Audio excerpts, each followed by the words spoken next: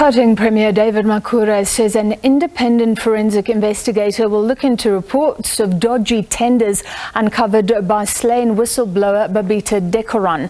Deokaran was killed in a hit-style murder outside her home in southern Johannesburg around a year ago. She was the Chief Director of Financial Accounting in the Department of Health in Gauteng and reportedly a critical witness in an investigation by the SIU into corruption and fraud in the procurement of PPE. More recently, a News 24 investigation found that she had also requested that 850 million rands worth of potentially dubious payments out of Tembisa Hospital be investigated, and that she feared for her life after she tried to stop payments from the hospital. To discuss, we're joined by the Director of Strategy and Media Liaison at the Gauteng Office of the Premier, Mohlalefi Lebotha. Mr. Lebotha, thank you for being with us. Why an investigation now, since it's around a year since her death? Why so late? Good afternoon, Francis, and your viewers at home. I'm sure that you will all know that there has been an ongoing investigation by the SIU into the matter, and also at the departmental level, there's also disciplinary processes that have been happening. But, you know, Gauteng Premier David Makura felt that with some of the issues that are coming up now, that it's quite important that in an effort to try and speed up the process, that an independent forensic investigator should be brought in to look at those matters so that we can get to the bottom of these issues that are being raised as speedily as possible. Can we separate out the two issues? When you say that the ongoing SIU investigation, that's into PPE procurement, right? That's correct. And when you say the disciplinary processes, that is around PPE procurement? Yes, that will be around any wrongdoing that may have been committed by officials within the department. Because this News 24 investigation came up and then there were explosive claims about tenders that she was trying to stop, Tembisa Hospital paying a lot more for goods and services compared to other hospitals, so she saw the red flags. Has any action been taken with regards to that?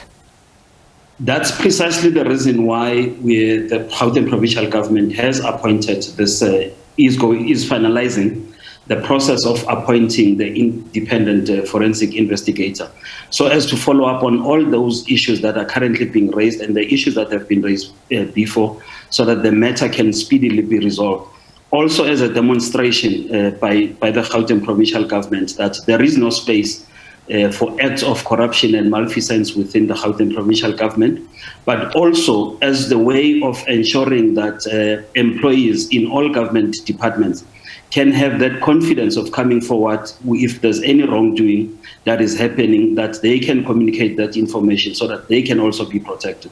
Because what really happened to Ms. Deokaran, it's really unfortunate, and we're saying it should not have got to that level. So in an effort to ensure that action is taken, it is for that reason that Premier David Makura saw it necessary that we have an independent forensic investigator to probe. The reason I ask is there a danger that a forensic investigator will just do duplicate work and find what Babita Deokaran had already found in terms of Tembisa Hospital? Does the investigator have powers to implement disciplinary processes or criminal probes? Isn't that what should happen if she had already flagged the problematic tenders?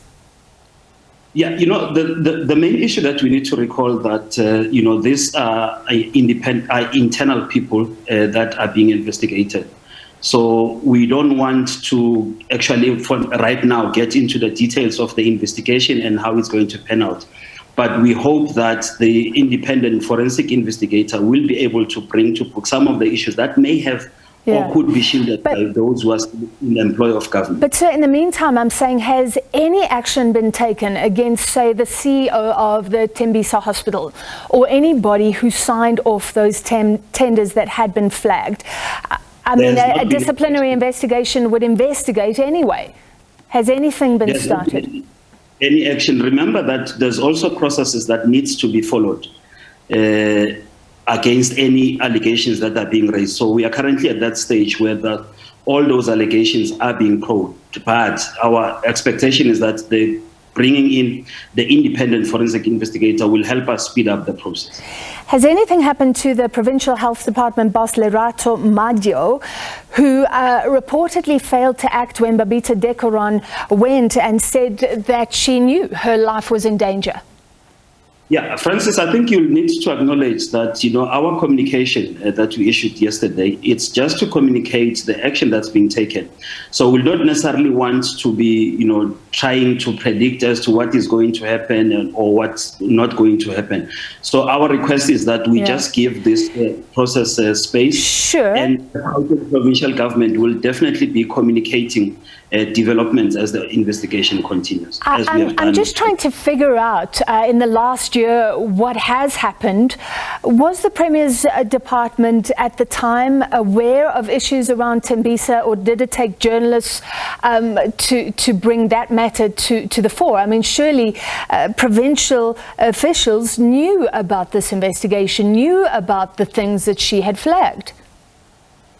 I understand what you're saying, but remember some of these things, when you're saying you're going to take action against employees, you need credible evidence in taking action. So it is for that reason that we want to ensure that whatever allegations that are being raised, they are tested, and government can have a strong case against the people who are involved, because you don't want a situation where cases are brought, but there's lack of evidence and so forth, and then there's no conclusion at the end of the day. Yeah. So it is for that reason that we are going an extra mile.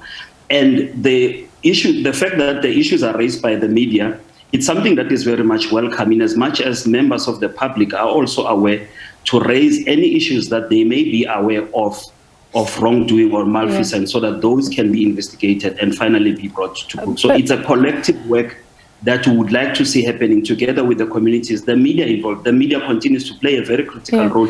No, and thank you for that. I guess I'm saying, why does this forensic probe only come after explosive media revelations, when surely the department knew what was going on a year ago, and at that time she was already identified as a whistleblower? It's been a long time. It's something that we can debate now as to when should have happened, but I think we should appreciate the fact that action is being taken to ensure that the matter is brought into conclusion, and those who are found to be in the wrong can account for their actions. All right, we appreciate your time. Thank you. Strategy and Media Liaison at the Gauteng Office of the Premier, Mohlalefi Lebotha.